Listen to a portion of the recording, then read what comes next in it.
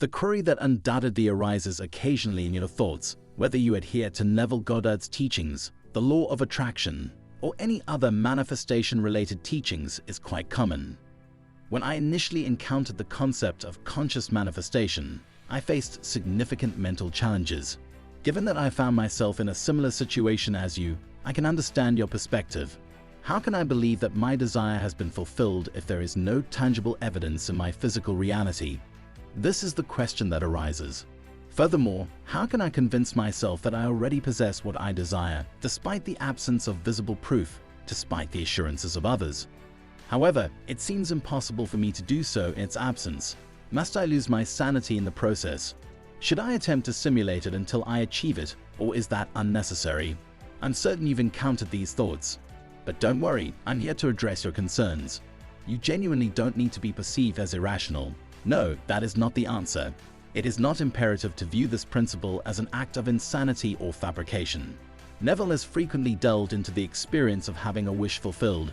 You may refer to his other work, Feeling is the Secret. As per Neville's perspective, imagine that your wish has already been granted and maintain that belief until your feelings materialize as an actuality. What do you feel in that moment? Some individuals perceive it as the inherent nature of fulfilling desires, while others associate it with emotions. Since I can understand and empathize with your emotions, it is not a matter of right or wrong.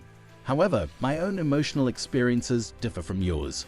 When two people are in love, a wide range of emotions comes into play, giving rise to various sentiments such as tranquility and intensity.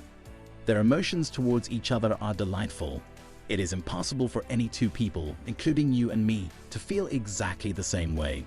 Nevertheless, we can all relate to it.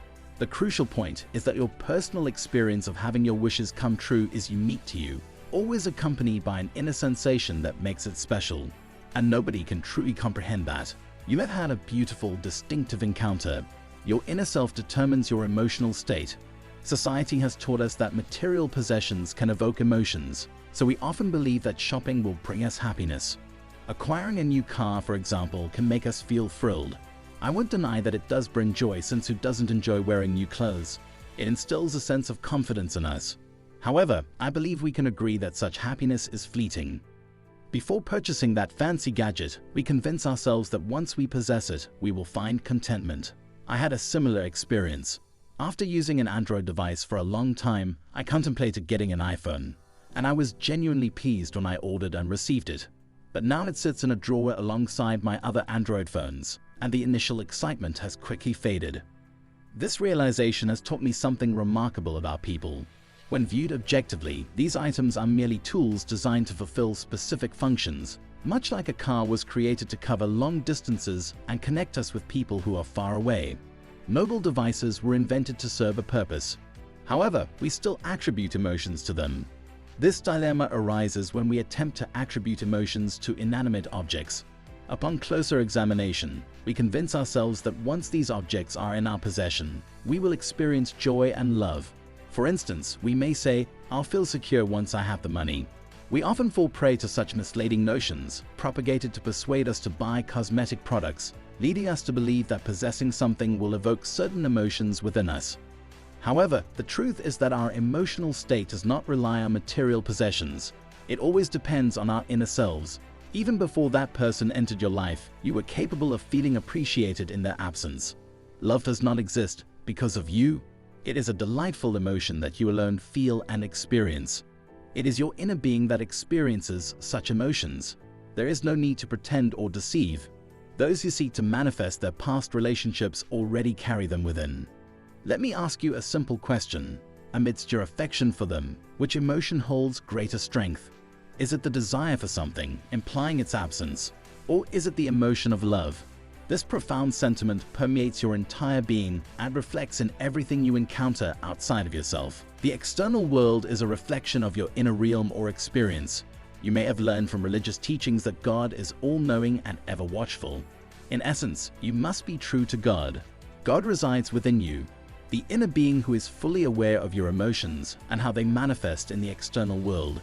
Embrace authenticity in your inner world, recognizing that you are that inner being. It is crucial to ensure that the emotions you feel are genuine and internal, rather than putting on an act for others. you must truly live and experience those moments within yourself. In the quest for symbols that represent these emotions, you realize they cannot be found. Even if someone were to give you millions of dollars, they cannot provide you with a sense of security. Such emotions grow from within, taking you on an inner journey. Misinterpretations of the law often lead to illusions. The law never instructed you to rely on external objects for your feelings. It always emphasized feeling within yourself in order to truly experience them. Harness the power of your imagination to its fullest extent. When you think about them, don't you already feel loved? Can't you experience love simply by imagining and creating fantasies about them in your mind? Once you grasp that your inner experiences manifest in the external world and that physical reality reflects your inner world, you will find the answer to the question, when something is not manifested in my physical reality, how can I assume it has been fulfilled?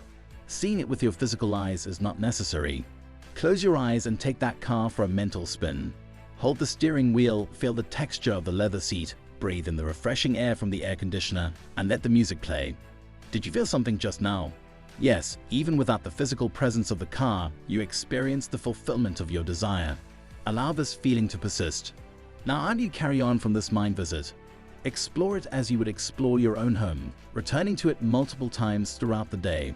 Close your eyes, embrace that person, feel the warmth of their body, run your fingers through their hair, listen to their voice, and stay connected with them throughout the day.